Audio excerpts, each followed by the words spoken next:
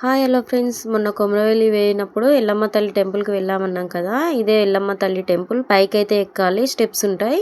మా తల్లి దగ్గరికి పోతున్న కొద్దీ చుట్టుపక్కలనైతే టెంపుల్స్ చాలా ఉంటాయి. అమ్మవారియే వీరబ్రహ్మ స్వామి, నల్లపోచమ్మ, హనుమాన్ టెంపుల్, ఈ టెంపుల్స్ అన్నీ ఉంటాయి అన్నట్టు. ఇవన్నీ దర్శించుకొని అమ్మవారి దగ్గరికి అయితే వెళ్ళాలి.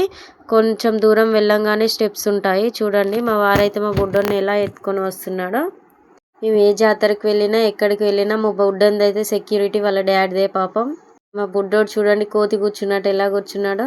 ఎల్లమ్మ తల్లి టెంపుల్కి పైకి వెళ్తున్న కొద్దీ కొంచెం స్టెప్స్ ఉంటాయి, కొంచెం రోడ్ అయితే ఉంటుంది. కొండల మధ్యలో అయితే దారి ఉంటుంది. చూడండి కొండలు అయితే ఇలా ఉంటాయి. చుట్టూ జనాలు అయితే బాగానే ఉన్నట్టున్నారు. పైన వెళ్తే చూడాలి.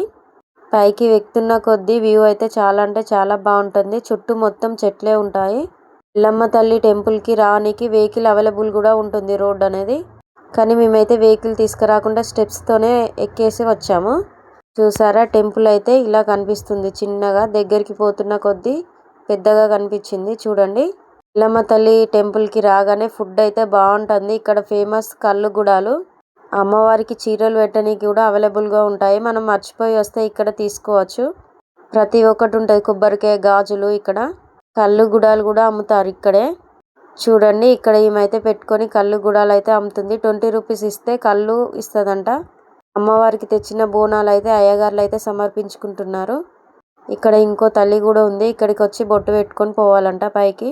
దర్శనం చేసుకొని అయితే కిందికైతే వచ్చేసాము. వాళ్ళైతే మా చుట్టే తిరుగుతున్నారు, ఏమన్నా తీసుకొని అని.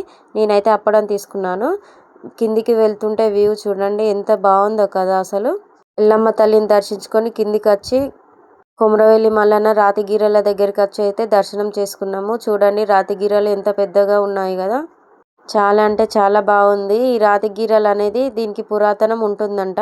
స్వామివారు అయితే ఈ రాతిగీరల మీదనే వచ్చి ఇక్కడ వెలిచాడంట.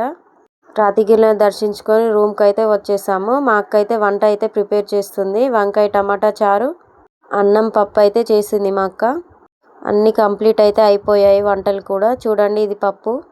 తృప్తిగా అన్నం అయితే తినేసి షాపింగ్ చేద్దామని బయటకు వచ్చేసరికి ఫుల్గా వర్షం అయితే పడుతుంది. మా బుడ్డోనికి ఒక బొమ్మ తీసుకున్నాను. మా అక్కనేమన్నా తీసుకోమంటే తీసుకోలేదు. షాపింగ్ అయితే చేసేసి అన్ని చదువుకొని మళ్ళీ ఇంటికైతే రిటర్న్ వచ్చేసాము. వస్తుంటే దారిలో కూడా ఫుల్గా వర్షం అయితే పడుతుంది. మీకు ఈ వీడియో నచ్చితే లైక్, షేర్, కామెంట్, సబ్స్క్రైబ్ చేసుకోండి ఫ్రెండ్స్.